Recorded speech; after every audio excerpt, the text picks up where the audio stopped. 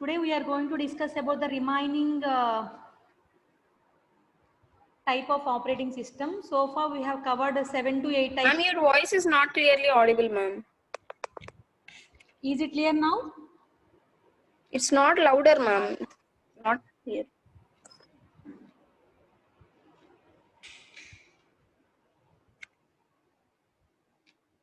Is it okay now?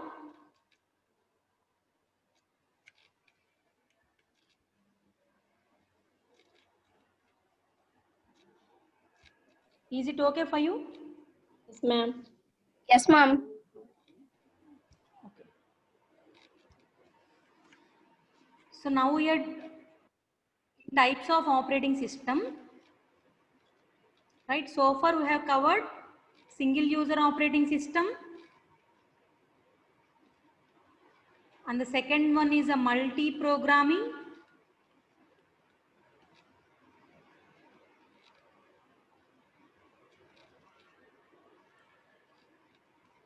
And the next one is a parallel system.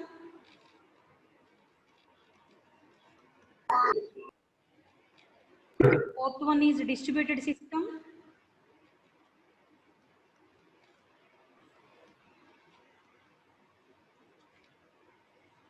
And the fifth one is a desktop system.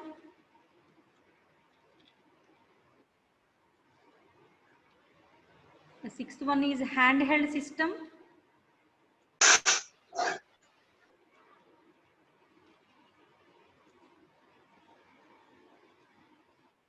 And the seventh one is now cluster system. Real-time systems, ma'am. Okay, let me. Real-time system, cluster system, and the next one is a real-time system. In the yesterday's class, we have covered all the first six varieties of operating systems. And now we need to discuss in detail about cluster system and real-time system so that we can conclude this topic. Okay. So let me explain what is a cluster system and what is a real-time system, right? So cluster system, what is a cluster system? What is a cluster first? Cluster is nothing but a group. If anything we form like a group, then it is called as a cluster. Here what we need to form, so what we need to connect together, we need to connect the systems together so that the systems will form a cluster. Group of systems form a cluster. Okay. For example, computer 1, computer 2, and then swan computer n. All these systems are connected to a storage area network. What is SAN? SAN means storage area network. All these computers are connected to a single storage area network. That means all these machines can communicate and they can share a common storage area network. Network means, what is for network? What is for network? Network is for exchanging the information. Exchange information, right? So computer 1 can send information to computer 2 and computer 2 can send information to computer n. Why? Because all they are connecting together and they're forming a group. All these computers can share a common storage area network. Is it clear for you all? Yes, ma'am. That is called as cluster system. Cluster systems means multiple number of computers are connected together in a network and all they are using a storage area, and that means there is one storage area where we keep all the details, all the information. From there the computers can take the information. That is the reason why it is called as storage area network. Okay. And coming to real-time systems, as I told you in the last class, real-time systems are especially used for scientific applications. And they are used in the medical imaging.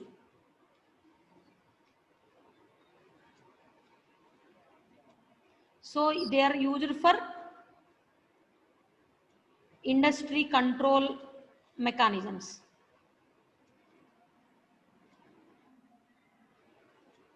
Etc. Likewise, we have a number of applications where we use the real-time system. But what we need to understand about real-time system is this word, time. Okay? In a short, real-time systems are used for time critical applications.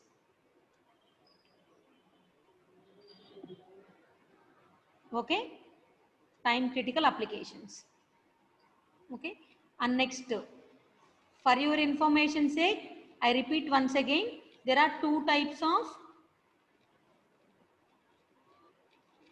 real-time systems. The first one is hard real-time and the second one is the soft real-time. It is also, I have covered in the last class, but I want to repeat it again. So what is hard real-time system? So in the case of hard real-time system, there should be no time deviation. Time deviation should not be there. Time deviation should not be there. But whereas in the case of soft real-time system, this can allow little bit time deviations. Little time deviations are allowed in the soft real-time system. Is it clear for you all? So if there is a rocket launch on next to it, the time critical application, crucial application, the application need to be run on exactly at that particular moment of time. There should be no deviation at all. So such a type of applications are called as real-time operating systems, right?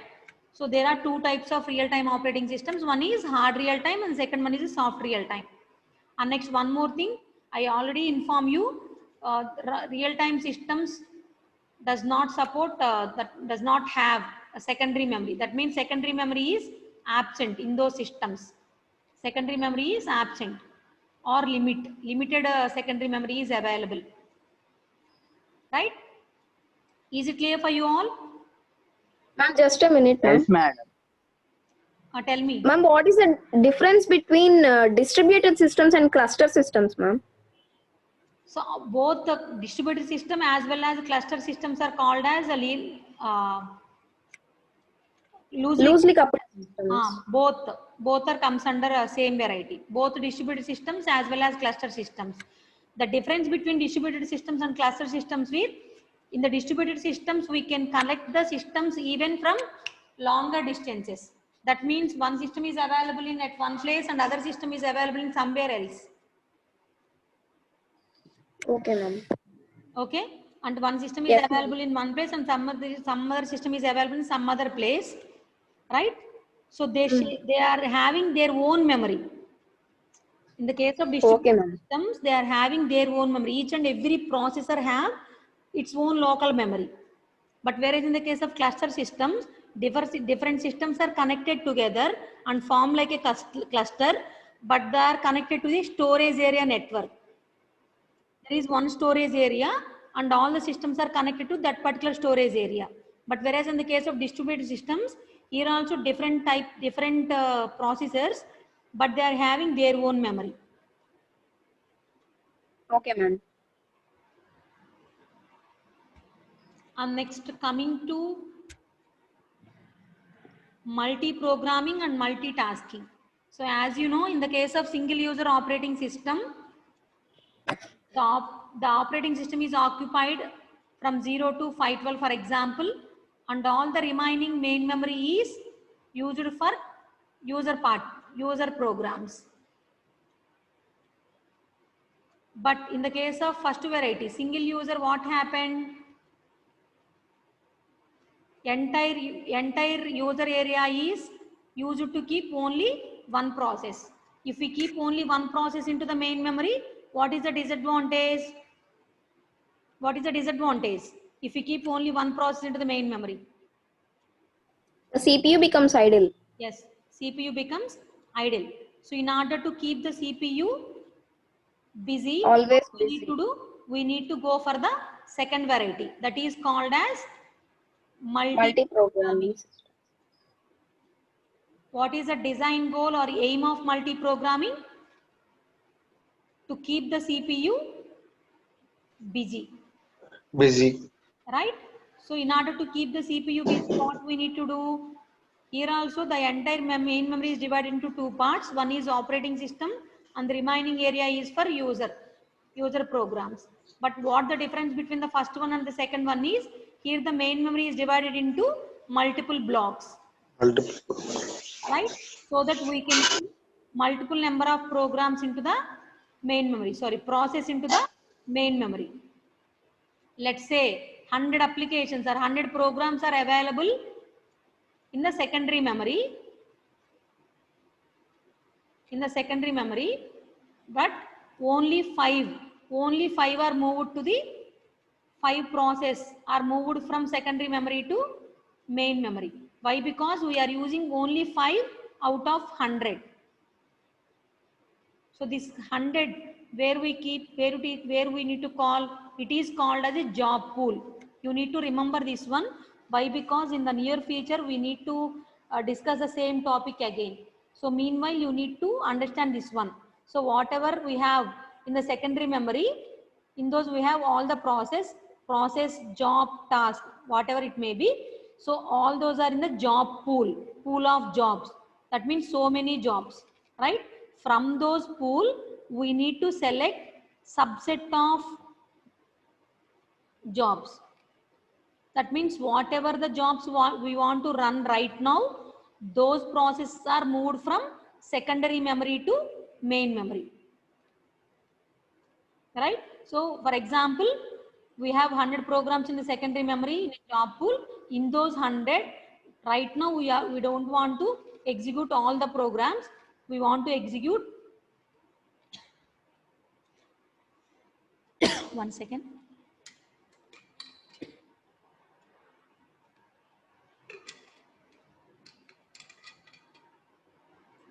Excuse me. So right now we want to execute only 5 processes. That is the reason why we are moving only 5 processes from secondary memory to main memory. Is it clear? From a job pool, Yes, only ma'am. subset of process moved from secondary memory to main memory. This topic also we have discussed, but you need to remember this one. It is very important for the further classes. Now, here if you observe, we have 5 processes, right? In the case of multi-programming, whenever we are running these applications with the help of CPU, okay, whenever you are running either P1 or P2, SWAN, P5, all need to allocate to the CPU in order to execute the process. We need to allocate the process to CPU. While executing, the user cannot, very important point you need to understand, the user cannot give input to the process. In the case of multi-programming, the user cannot give input while the execution is going on. But whereas in the case of multitasking also, multitasking operating systems also, the entire main memory is divided into two parts and the user area is divided into partitions. We can keep multiple number of processes like multi-programming. But what is the difference between multitasking and multi-programming? There are some differences between multi-programming and multitasking. So what are the differences? So in the case of multitasking, user can feed the information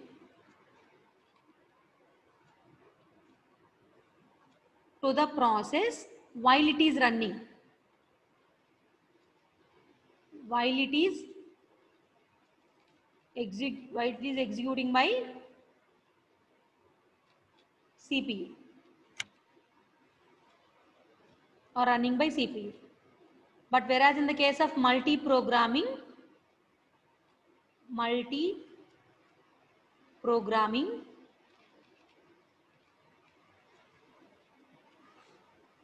so user cannot give input. to the process. Okay, and next little bit improvisation I require here. Let me. So whenever we call it as a process, we no need to mention executing by CPU. Why? Because process means program under execution, right? We no need to mention it again. Process means itself it is executing by CPU, right? User can feed the information to the process in the case of multitasking, and user cannot give input to the process, right? What is the difference? What it means exactly? Whenever you are running program 1, the program 1 is reverse.c, for example. In order to reverse a number, first of all, it asks you to enter a number. Enter a number. At that particular moment of time, we are given 435. What will be the output? 534 is the output. Reverse of 435, right? It is the output you are expecting, right? So whenever the system asks you to enter something, you need to use the keyboard in order to enter 435, right? Such a type of user interactions are not allowed in the case of multi-programming. But in the case of multitasking, the user can give the input to the process with the help of a keyboard. Okay, whenever you are giving information with the help of a keyboard, at that particular time, CPU is idle. Even in that minimum amount of time also, the CPU is scheduled from P1 to P2. Even that little amount of time also not wasted in the case of multitasking. Even that microsecond also not wasted. The CPU is immediately switched from P1 to P2. Who will switch the CPU from P1 to P2? Operating system will switch the CPU from P1 to P2. Once you enter 435, again from P2 to P1, the CPU switched from P2 to P1 and we will get the output. Is it clear for you all? Is it clear?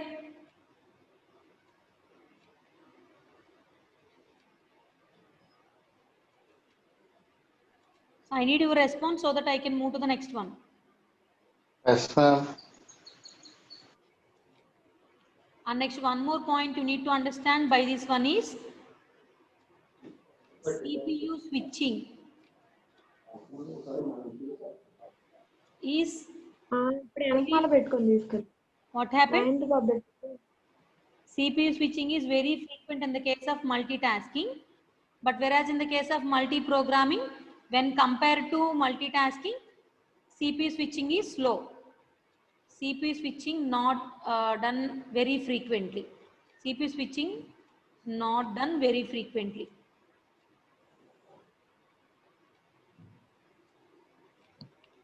So that is the difference between multitasking and multi-programming. Frequently means fast, and even that fraction of time also the CPU switched from one process to another process, right?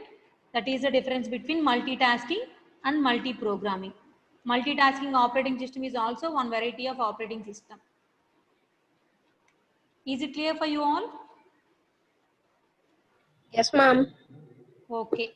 So far, we have covered introduction to operating system,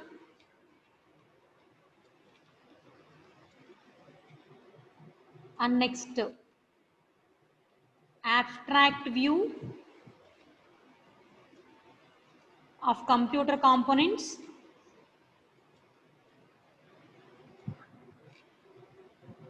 abstract view of computer components, and the third one in operating system services.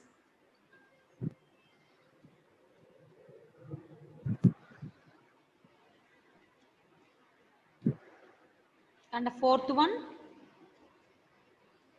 types of operating systems.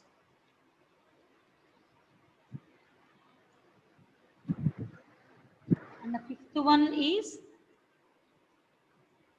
up to this one we have completed. System calls and types of system calls.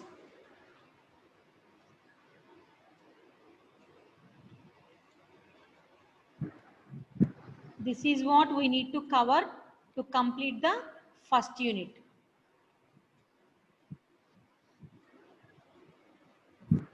Right? So I would like to start the system calls now. And next, one more thing. So introduction to operating system, abstract view of computer components, all these concepts are comes under operating system concepts, OS concepts, right?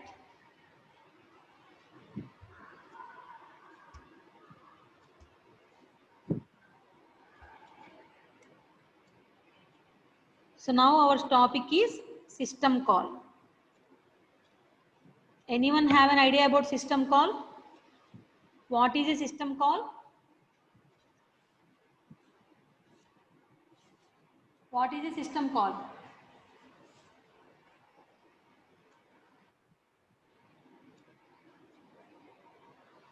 Okay, system call is an interface.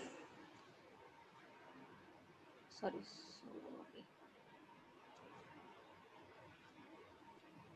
Okay. System call is an interface.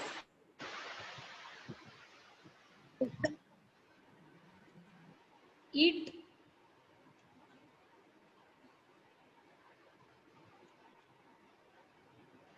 between whom? It is the interface between process and operating system. Process and operating system. You need to understand this one as a separate one. It is an interface between process and the operating system. What it exactly provides? What this interface will provide to you? It will provide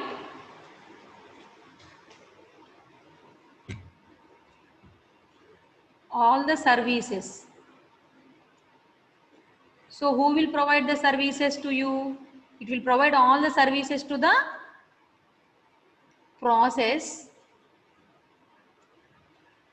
and these services are made by the operating system. In a short, system call provide an interface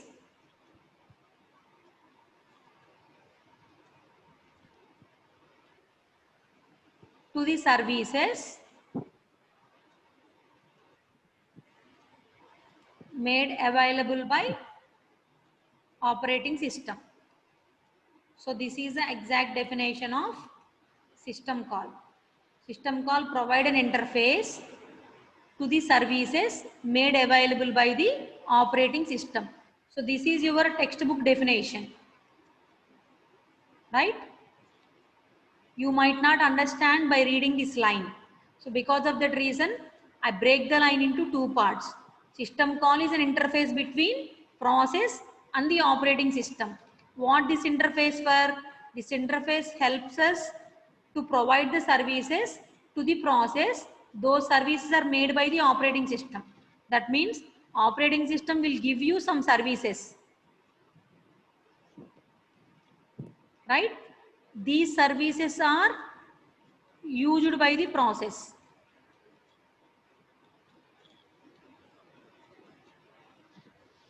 Right? Operating system provides us some services. Those services are usually used by the process. In order to mediate these two things, operating system services and process, there should be some interface that is called as system call. That means process can use the system call in order to access the services provided by the operating system. That is what you need to understand. Right? What is a system call? Whatever the services provided by the operating system, you need to understand operating system will provide some services. I think we have covered the concept, right? Operating system services. Can you give some examples for the operating system services? What are the services? We have already covered, right? Graphical user interface, command line interface. What next? Batch interface. So those are the interfaces. That means operating system will provide you an interface. That is the first one. What is the second one? Program execution in an operating system. Program execution. That means process management. Why? Because program under execution is called as a process. Right? Operating system helpful for load the process. Operating system help you to run the process. Operating system help you to create the process. Okay? All these are comes under process management. What is for file management? Create a file, read the file, write the contents to a file, delete the file. I already told you, right? Yes, ma'am. All these are comes under file management. Like that, memory management. So what are the services in the memory management? Allocate the memory, deallocate the memory. Deallocate. Right? Likewise, we have some services under memory management. So all these are called as operating system services, etc. Right? So all these services will be provided by the operating system. Right? Will be provided by the operating system. So these services need to be available to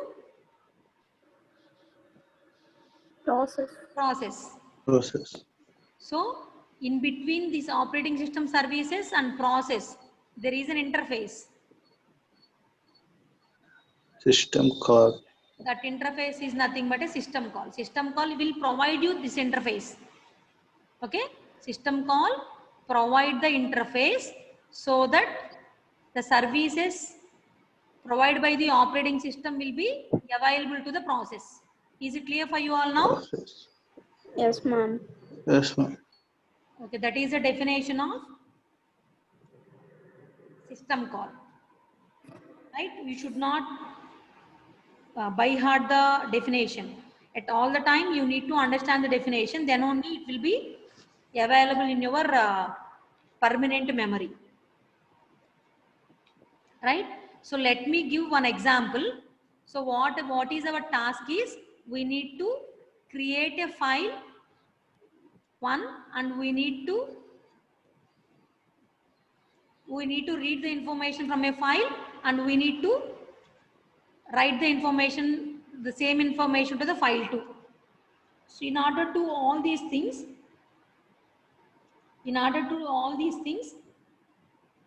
what are the system calls exactly you require? Can you understand my task? We need to create File management. we need to create the files. We need to create files. That is the first step. And the second step, after creating the file, you need to open the first file.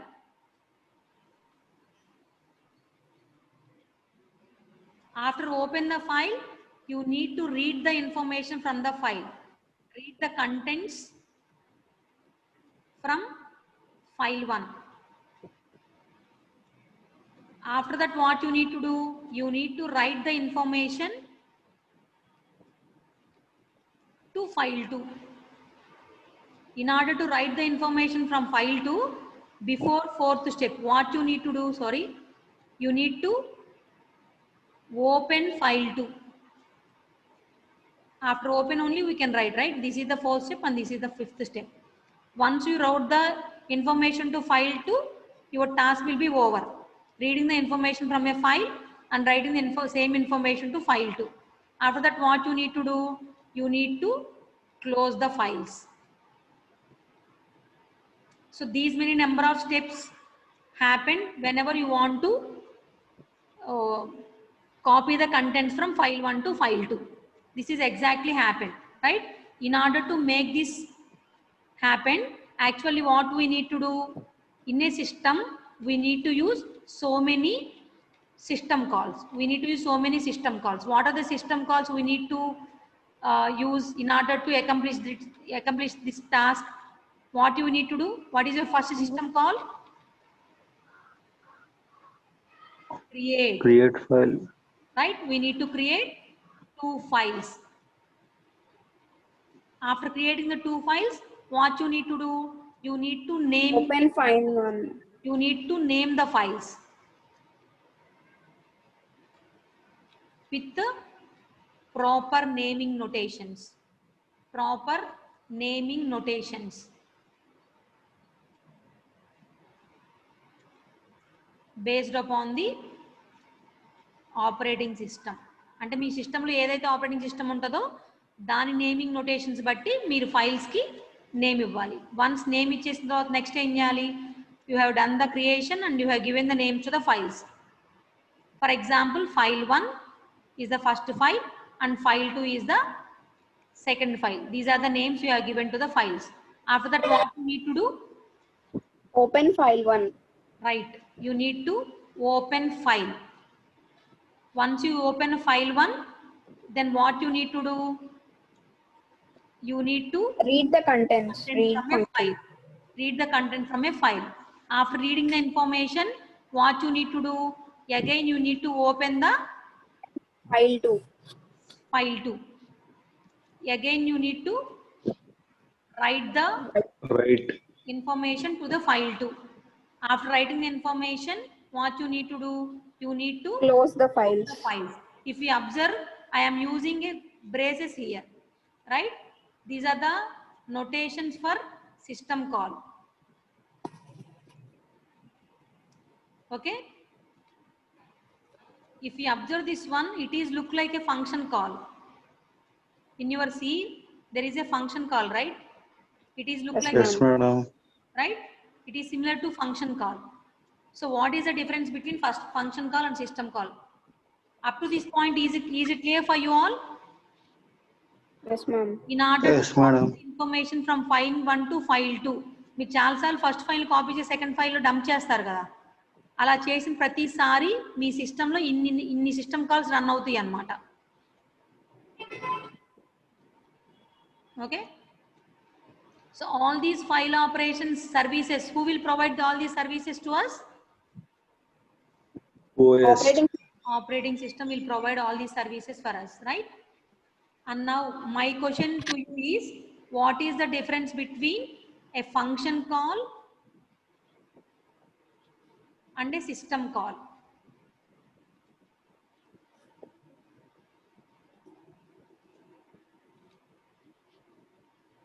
Okay, I will give you the answer.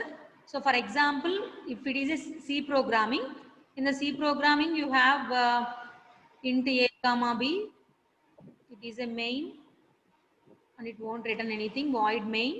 So int a comma b, and then for example C equal to, for example we'll do one thing. Okay, why to mention a big program?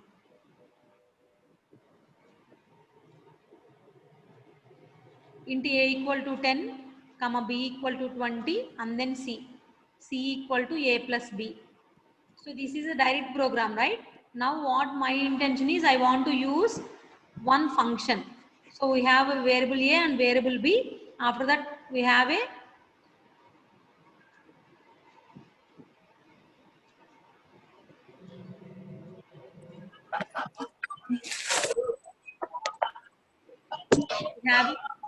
we have a function here, sum of a comma b. Whenever you want to perform the addition operation, c equal to a plus b. C equal to a plus b means, so whenever this particular line also not required. All these things nonsense we don't require.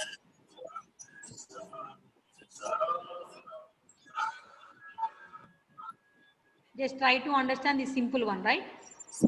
That it will be clear for you, more better understandable. So sum of 10 comma 20. What exactly happened? 30. Is the line sum of 10 comma 20.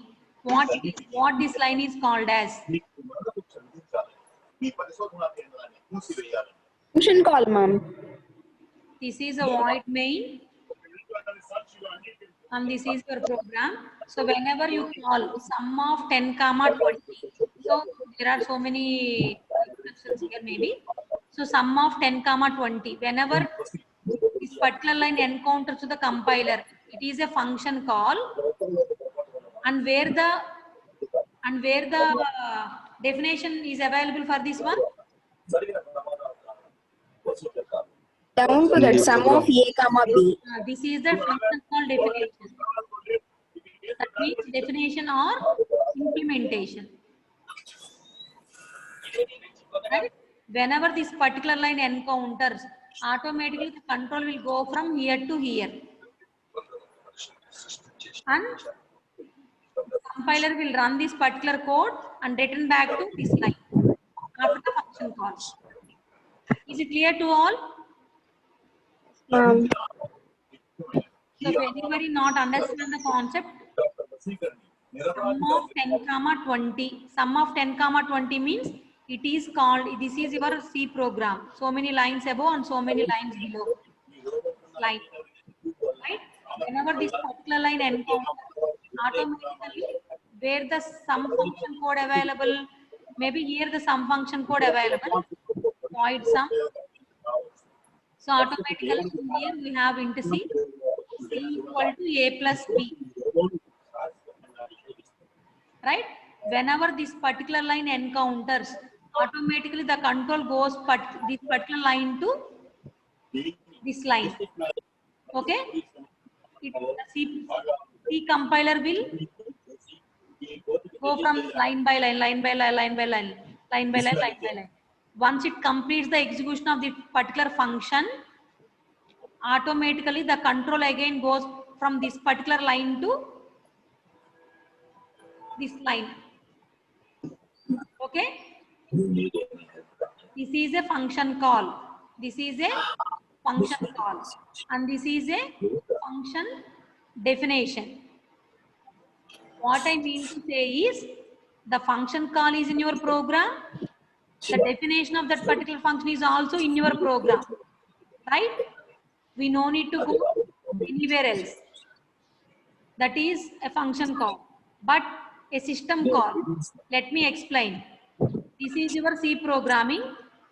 Whenever there is a line open, what is for open? What is the purpose of open system call?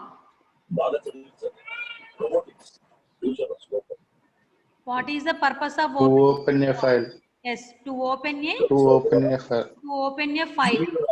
Whenever this particular line encounters, automatically you will be moved to the operating system area. The main memory is divided into two parts, right? One is operating system area and the second one is user area. Now User your process. program is available in user area. Whenever in this particular process you have a line open, whenever open line encounters, automatically the control is moved from user area to operating system area. In the operating system, we have a vector table. What it is called? System call vector table.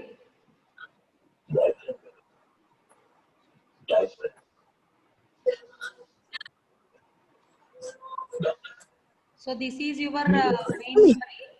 In the main memory, we have operating system and the entire remaining part is user area. So whenever you want to run a process, you need to keep the process into the main memory. In this particular process, suddenly while executing line by line, suddenly this particular line encounters to the compiler. What it is? Open. So it is a system call. System call services are provided by the operating system. OS. So the code is not available in your program. But in the case of function call, the sum code is available in your program itself, right? This is your main. Yes, ma'am. And whenever you call the sum function, automatically the sum function code is available in your program only. That means you are in user area. When you are running your function call, you are in the user area itself. Whenever you want to run the open system call, automatically the control will be shifted from user area to OS, sir. OS. In the OS where the open is available. File management. For example, the OS will be occupied from 0th location to 512 kb. In those 512 kb, what is the address of open system call? How can we able to know? If you don't know the address of open system call, we need to set from 0th location to 512 locations where the open system call is available, where the open system call code is available. Like that, we need to set the entire operating system. It will take more time. In order to simply copy the information from file 1 to file 2, how many number of system calls do we require? Create system call we require, and then Open. open we require, read require, Right. write Read. require, Right. close required. Close. Like that, we require so many system calls, right? For simple task, we require these many number of system calls. Every time we need to go from user area to operating system area, user area to operating system area. Every time we need to check from 0 to 512 kb of memory. So it is not suggestible, right? In order to make it comfortable, what the operating system will do? Operating system maintains one table. Operating system maintains one table. What a table consists of? The table consists of addresses. Open is in one location. Location address may be in 110 location. And next create is in 115k memory location. And next close is available in this location. Like that, there is a table in the operating system. Open which location, address, open address, and then close address. Like that, operating system will maintain a table. What a table called as? This is called as system call vector table. Are you understand? So whenever you are running a user Yes, program, madam. suddenly one system call encounters. What it is? Open system call. So whenever this particular thing encounters, automatically the control will move from user area to operating system mode. So once you enter the operating system mode, it will check for the open system call, where the open system call is available. Here the open system call available. What is the address? Okay, it is available in 110th location. So in the operating system area, directly it will move to the 110th location. So in the 110th location, what available? In the 110th location, Open. the code for the open system call, right? So it will execute the code. Once it is over, again it will be moved from user area. Is it clear to you all? Yes, madam.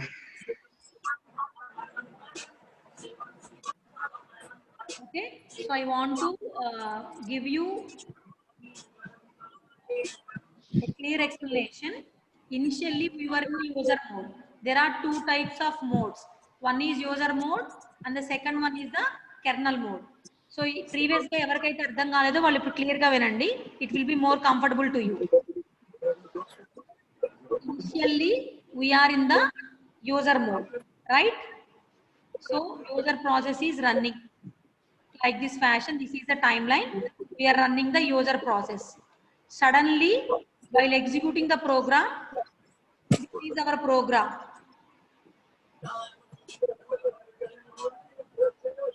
So while executing line by line, suddenly there is a system call called open. So ఇక్కడ వరకు normal గా execute అవుతా వస్తున్నాం అన్నమాట. ఎప్పుడైతే ఈ point వచ్చామో automatic ఏమొచ్చింది? ఈ పాయింట్ దగ్గర ఓపెన్ సిస్టమ్ కాల్ వచ్చింది. Open. ఎప్పుడైతే ఓపెన్ సిస్టమ్ కాల్ వచ్చిందో అప్పుడు ఆటోమేటిక్ గా మనం ఏ మోడ్ లోకి వెళ్ళిపోతాం? అప్పుడు యూజర్ మోడ్ లో ఉన్నాం మనం. ఎప్పుడైతే Kernel mode. వచ్చిందో అప్పుడు మనం ఎక్కడికి వెళ్ళిపోతాము? Kernel mode. యూజర్ మోడ్ నుంచి ఎక్కడికి వెళ్ళిపోతాం? Kernel mode. Kernel mode. Kernel mode అంటే ఏంటి? What is operating system? Name is kernel. Whenever the system call encounters,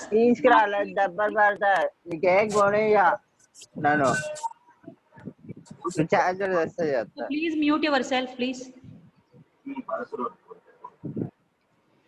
So whenever you encounter the open system call, automatically the control is moved from user area to kernel area, OS kernel mode. right? So there it will check where the open system call is available. Create, open, read, write. Like that we have all the system calls and the addresses. This is system call name and this is the address. Okay, create. No, we don't require create. It will go to here. Open. Okay. In the open, what is the address? Where it is available in the operating system memory, right? It is available in the 1/10 location, for example. So directly in the operating system memory. So the entire main memory is divided into two parts, right? Initially we are in the user area. Whenever the system call encounters, we'll move to the operating system area, right? In that area, in the 1/10 location, the open code is available. So it will go to that location and it will execute all the lines. Once it is done, once it executes the things, after executing the open system call, again we need to move to the after User executing, what mode. we need to do? Again we need to go to the next line of the open system call. User Right? mode. So we need to go to the kernel mode to user mode. So normal process continue so that we can finish the exit. That means process termination and it completes the execution. Likewise, initially we are in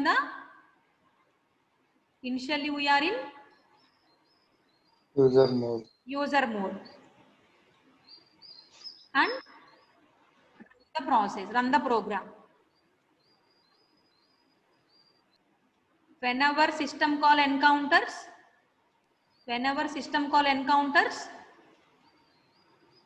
what Go will to happen? kernel mode. We will move to We user go mode to kernel mode. user mode to Kernel mode. kernel mode, right? So after moving to the kernel mode, where we need to check? System call vector table. Vector table. What it contains? It contains the system calls Address of and addresses of system calls. Okay, so from there we need to go for the code of the system call, and next we will execute the code. Operating system will execute the code, and once the execution is done, system call execution is done, again where we need to move? From kernel mode to user mode. user mode for running the remaining part of a program. If you observe here, there are 3 lines before the open, 3 lines after the open. While executing these 3 lines, we are in the user mode. Whenever the system call encounters, we are moving from user mode to kernel mode. Kernel After mode. executing the open code in the operating system, again we will move to kernel mode to User mode. user mode. So again we will run these 3 lines, right? Like that fashion, we are moving from user mode to kernel mode and kernel mode to user mode. Is clear to all? Yes, ma'am. So this is called as system call interface.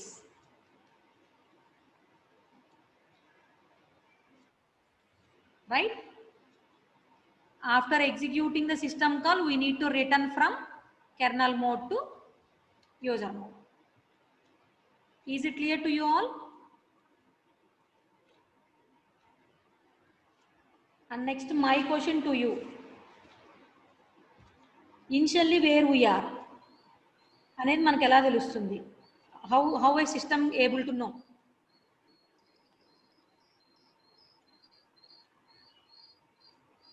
So actually there are 2 modes, as I said to you.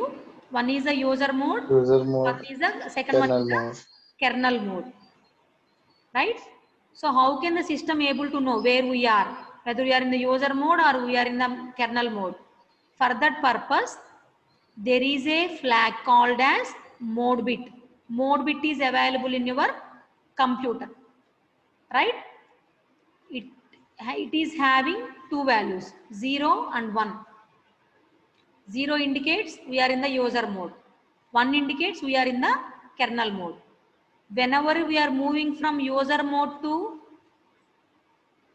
kernel mode, automatically the mode bit will be, and for example, this is the user process.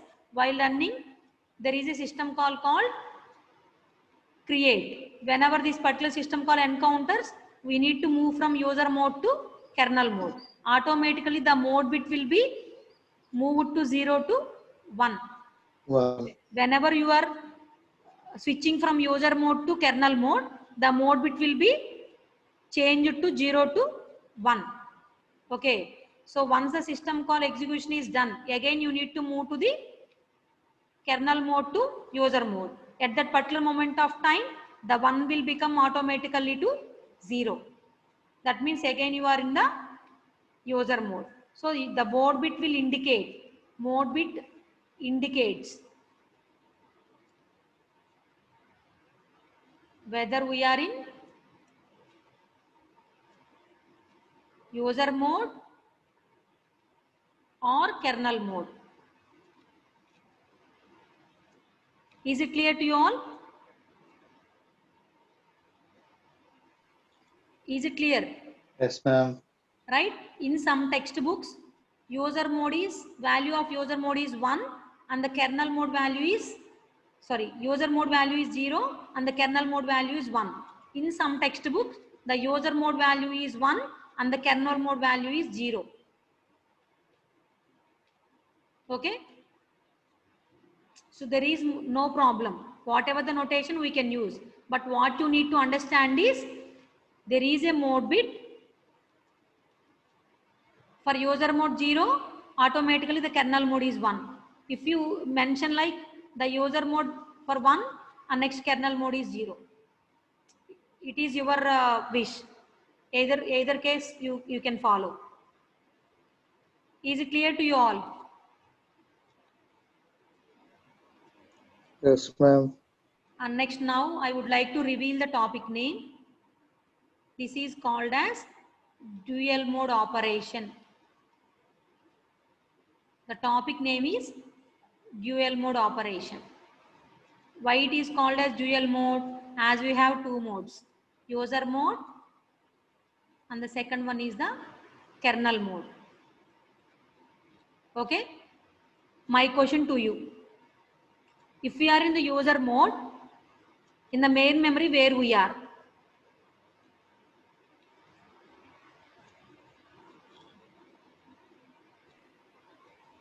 If we are in the user mode process, that means we are in the user area. Okay, we are in our part only. We are in the user area. Okay, if we are in the kernel mode, where we are? OS. That means if we are in the user mode, we are running the instructions available in the main memory user area particularly. Okay, so whenever you are in a kernel mode means we are executing instructions which are in the OS. area, which are available in OS area. Okay, if we are in user mode, that indicates we are running the instructions which are available in the main memory. So we are in the kernel mode means we are executing the instructions which are available in the operating system area. Okay, likewise we are switching from user mode to kernel mode and kernel mode to user mode. So that is the reason why operating system can perform two modes of operation, user mode and kernel mode. So the topic is dual mode operation.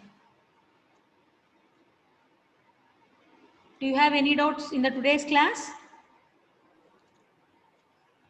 No, madam. Okay, if you have any doubts, let me know via WhatsApp or you can make a call to me as I told you earlier.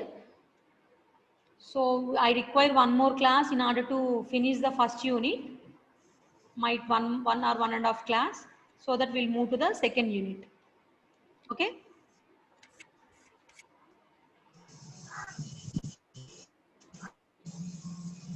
Thank you. Enjoy the lunch break. Bye. Bye, madam.